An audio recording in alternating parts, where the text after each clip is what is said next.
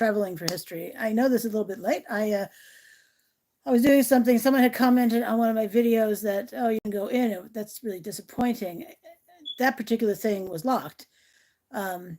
So yeah, there's that. But then I put a bunch of links under that comment of vaults and crypts that I have entered. So that's pretty fun. So hopefully the person who commented will enjoy those places that I did actually visit the inside. So I thought on today's video, I was watching someone else's video and was inspired by that to talk about some work experiences I have had in the past, which certainly does shape and inform some of the things I may, well, not so much believe, but some things I've certainly experienced. So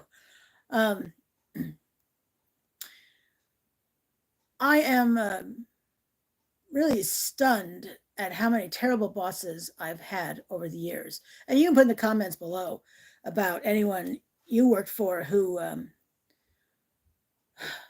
was abominable. Maybe they didn't start out that way. Maybe they morphed into that type of role. Excuse me. So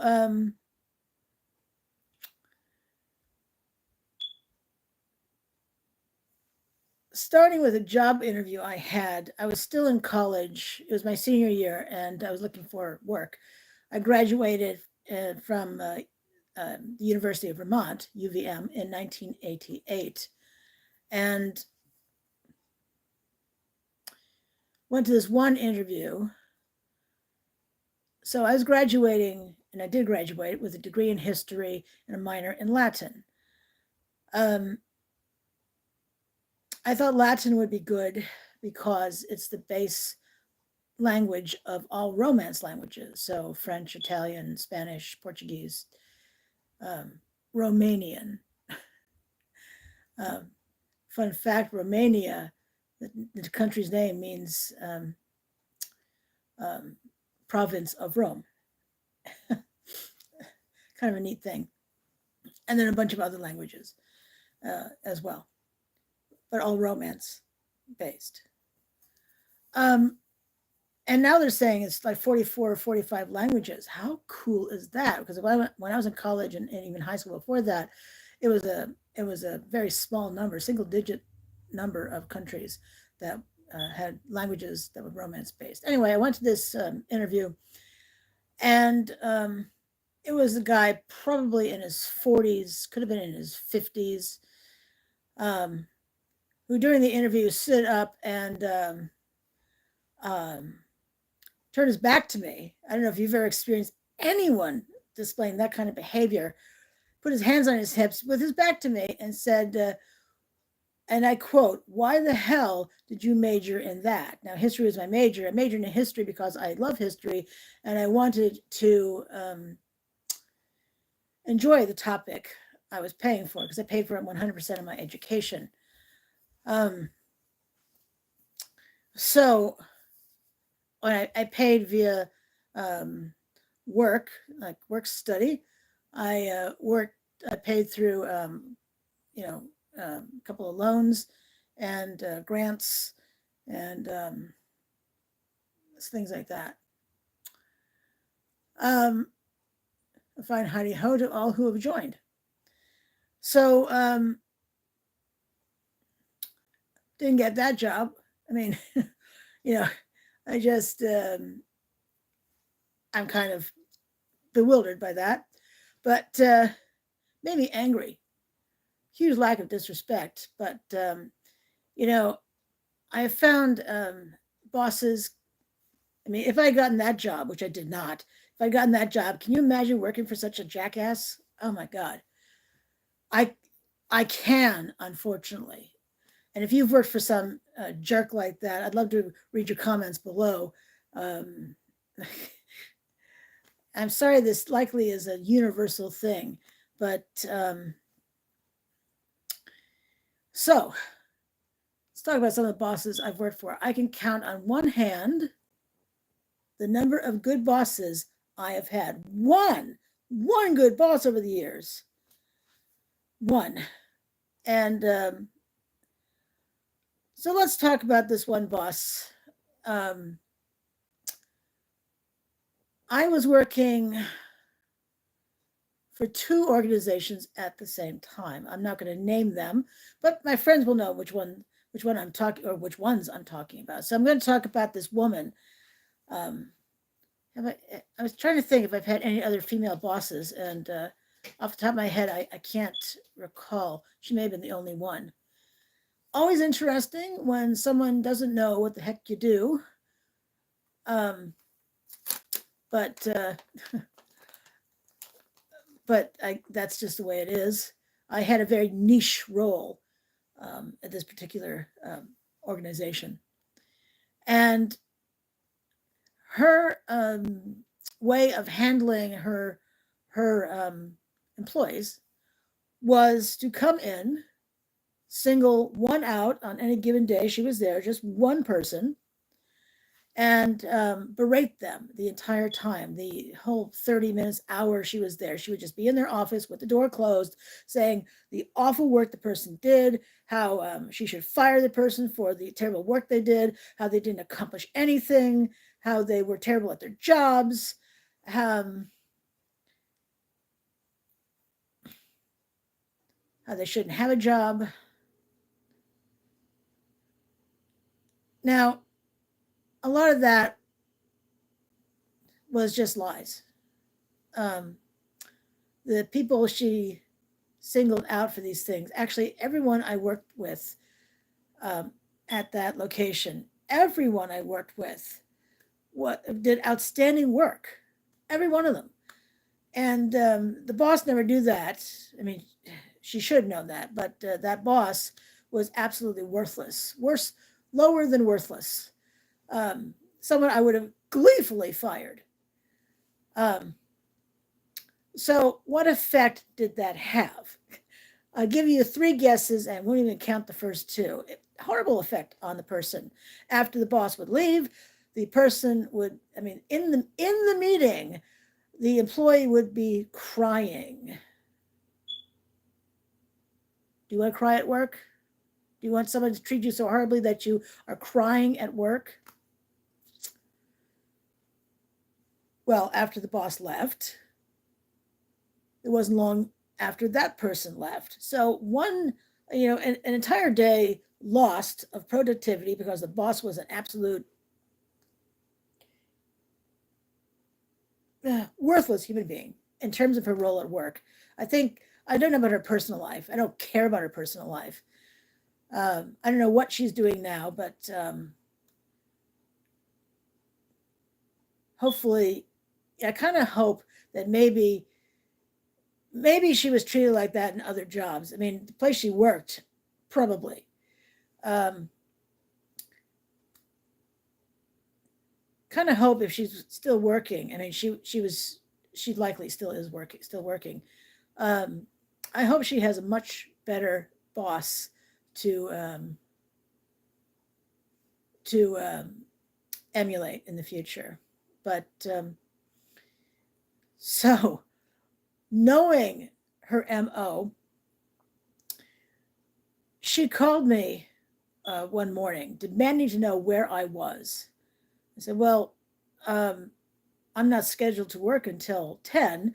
I mean, you can look at my calendar. My calendar is open for people to see. And she was already being obnoxious to me and rude. And I thought, oh, I knew her MO, obviously. So I told her, I'll be there in a few minutes. I'm parking right now. I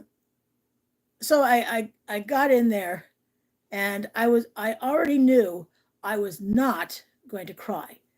I don't typically cry in public. It's kind of unusual for me to cry at even at home. It's just not something I necessarily do. It takes a lot to get me there.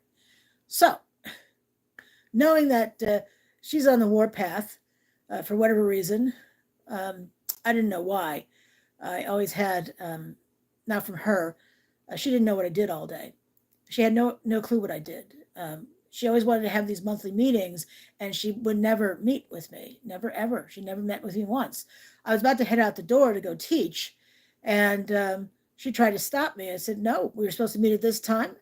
We didn't meet. I have to go and teach, which was off site.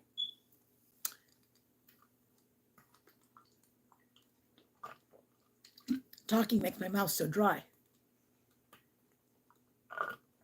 So, knowing her MO and knowing how I was going to respond to whatever she had to say, she called me into her makeshift office because she didn't have an office there.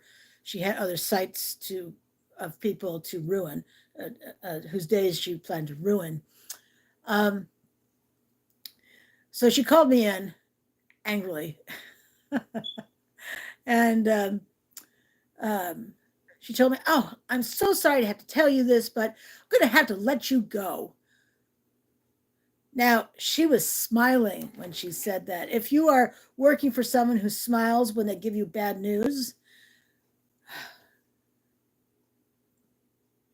I don't see it as that's the fact that she was happy about that. That's a problem.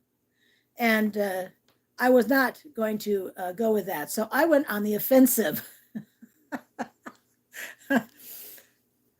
Told her, is that all you had to say to me? Is that all? Is that the only reason you wanted me to come in? Really?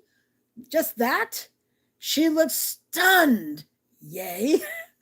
And I said, I have things to do, and you're wasting my time with this.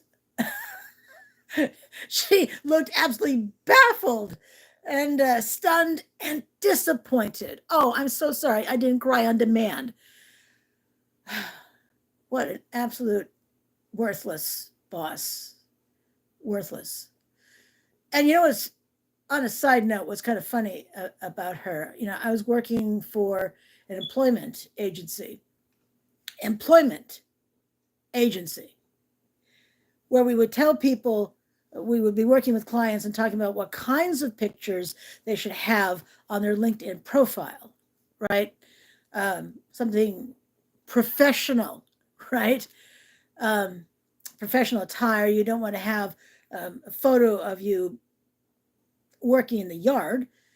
You want a professional photograph. If you're, perhaps you're wearing a suit, perhaps you're wearing a tailored outfit. You want to look professional for whatever work you're doing. If you're a landscaper, then yeah, you're going to be wearing something that is appropriate for landscaping. Perhaps you're sitting on any one of the vehicles I film. If you're a bus driver, perhaps you want a photo of you sitting in a school bus. But something that's appropriate to your particular profession. Not everyone works in a job where you need a suit and tie, for instance. What did she have? What does she have? This low-level manager who liked to make everyone's day miserable. You're going to like this. Every one of us said, oh my God, look at this picture. It was from Facebook, first of all, where she is clearly intoxicated and has some sort of liquor bottle or glass of something, clearly alcohol in her hand.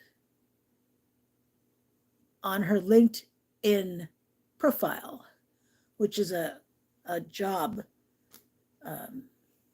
site where you have your resume sort of stuff posted. Yeah, one for the books. Anyway, she left abysmally unhappy. And I actually left a little bit after that because I was very upset. I loved the work I did. I worked for two sides of the same place. So I had one job still doing the same thing. And then I had that job, which was very similar in nature. So I may have been let go from there. But, I hadn't done anything to get fired, in case you're wondering. The place is, or was, exceptionally petty, and I bet you it still is. But I've heard she's not there anymore. Shucks, she whiz. I don't know what she's doing now. I don't care what she's doing now. Hopefully she's a better person, maybe a happier person than whatever that job was for her. Terrible. Really terrible. But she was one of the worst bosses I've had. Actually, I think she was the worst boss I ever had. But just know you don't have to listen to that crap. When I first came out of school, out of college, there were no jobs to speak of. I've done a lot of jobs over the years. I've never had a specific career. Um, so no pensions for me, nothing like that. Um, but I've had a lot of interesting jobs. That was really loved the work I did there. Um, it was interesting. It's fabulous to go to work every day, know you're going to help someone in some manner. That really works for me. And anyway, I thought I would share that story of a terrible boss, of the many terrible bosses I have had. You know, people who are weak and and can't see the potential in people. That's a problem. Um, my coworkers all believe in the potential of the people we were working with, but the bosses could be absolutely horrible at their work and still keep their jobs. Managers, you really don't need managers overall. I'd say probably 90% of the time you don't need a manager. Maybe a supervisor who knows what the heck you're doing, but a manager, no, I'm not a fan of managers. They don't do. They're not leaders. Managers are just there to make your life miserable overall, and but leaders can be something else. They can be inspiring. Managers, is there anything inspiring about a manager? Hard to say. Well, I thought I would share that story with you. I'm working on Friday's video, and I appreciate your watching. So this is Patricia. I'm traveling for history. Until I see you again, I hope you have a fabulous rest of your day. Thanks for watching. Bye now.